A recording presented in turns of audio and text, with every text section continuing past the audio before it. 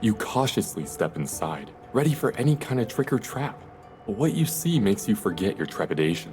Before you is an underground railway platform with a dark tunnel leading off in either direction. This, however, is not what stops you in your tracks.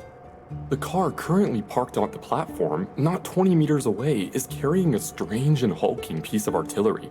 Yes, there can be no doubt. This is the famed railgun, the exact same device you studied back at Atom HQ. The legendary railgun is secretly anchored by steel cables to a specially designed car of an underground train. Hopefully it's still in working order. You're guessing it must be, given that the other tech you stumbled on in the bunker is more or less operational. As you're pondering the matter, the clatter of footsteps makes you spin about. Soldiers clad in special armor enter the underground station. One of them doffs his helmet, Minister Voronin himself. It seems he's the leader of this detachment. His people take up strategic positions as you wait, studying their every movement. Astonishing, the old man whispers, bewitched by what he's seeing. The Minister of Defense turns as if noticing your presence for the first time. Not yet. I was informed that you had successfully accessed the bunker, so I decided to break from the Battle of Trudograd for just a few minutes. He scans the chamber again. Truly an amazing installation, built to last for centuries. No, not really. Voronin exchanges a quick glance with his subordinates and assumes a creepily benevolent tone. A question, if I may. What do you need this huge cannon for? It has something to do with the theoretical menace posed by the Hesperus star, correct? So I've heard. And where did you get this information about the Hesperus star? Voronin lowers his gaze and grimly adds, I'm not saying it's impossible, but the probability of the space rock colliding with a planet is vanishingly small. Yes, we know this already from your radio communications. It's just... He pauses to search for the right words. The railgun is a dangerous weapon, yet you somehow managed to get to it, even in this nigh impenetrable bunker. You really think no warlord out there could steal it back from Adam? Plus, Voronin hesitates again before continuing in a steely voice. How can you be so sure that some corrupt member of your organization won't use the railgun for his own selfish goals? That's what you say. However, first of all, what makes you so sure that the danger to Earth is even real? Second, how do you know the railgun can counter it? And last, what if some third party steals it from Adam and turns it into a long-range assault cannon? Voronin squints at you suspiciously. I once believed that giving the device to Adam was the best option, but ever since the assault on Trudograd, I've begun to have my doubts.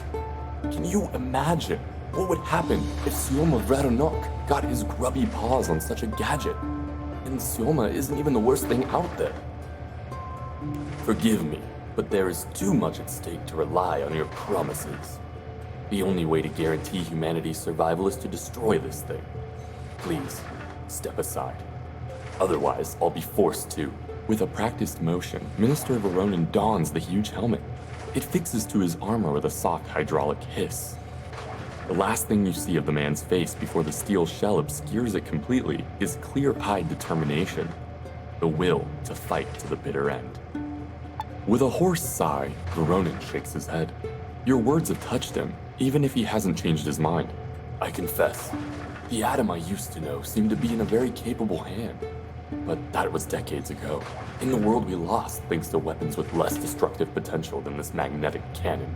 How can I know the Adam of today is equally righteous?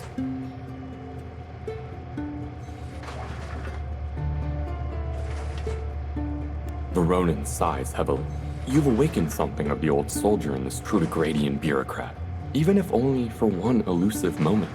However much I wish to deny it, I really do know Adam has not changed its ways. I can see it in your eyes, but icy determination returns to the man's voice. How can I know that you'll keep this device away from scum like those raging through the city right now? A ringing silence descends upon the bunker.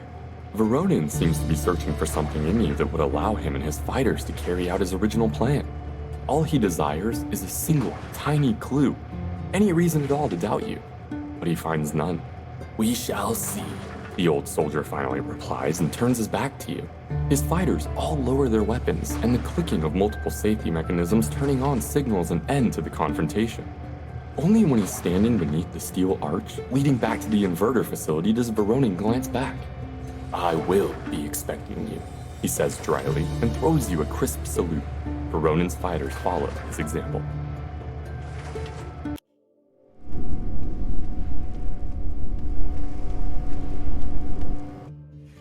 After receiving the railgun coordinates, a special atom unit was immediately dispatched to Trudograd, where they secured safe transportation of the device through an underground tunnel network. When the agents reached the city, this is what they found.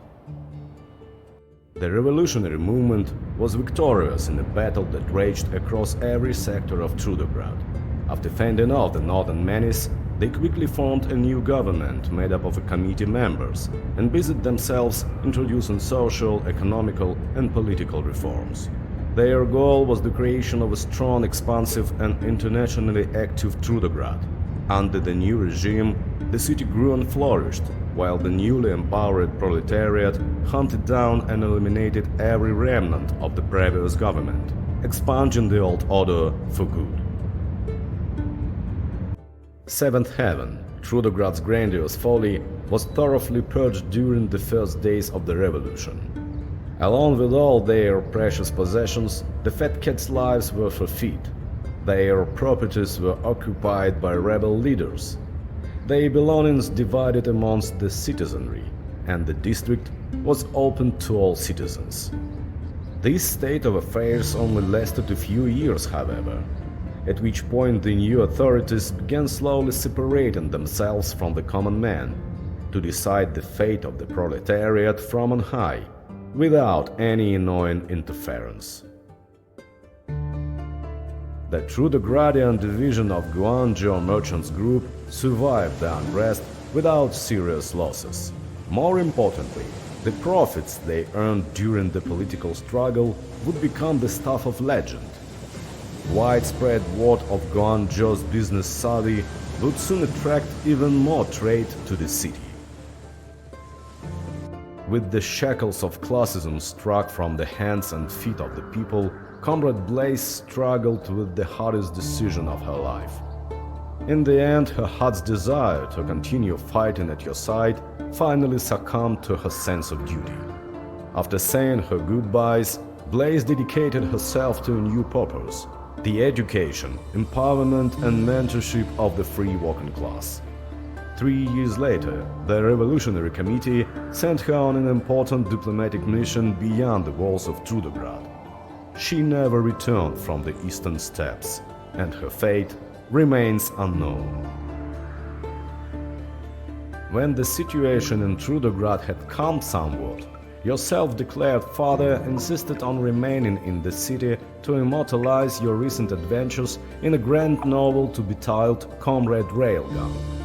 While you'll never actually read the book, you later heard it acclaimed as the most beloved piece of literature ever written within Trudograd's walls, which unfortunately did not save Hexogen from being condemned to a life sentence a few months later. His follow-up essay urging Atom to level Trudograd so that humanity may return to a natural woodland habitat was not popular with the authorities.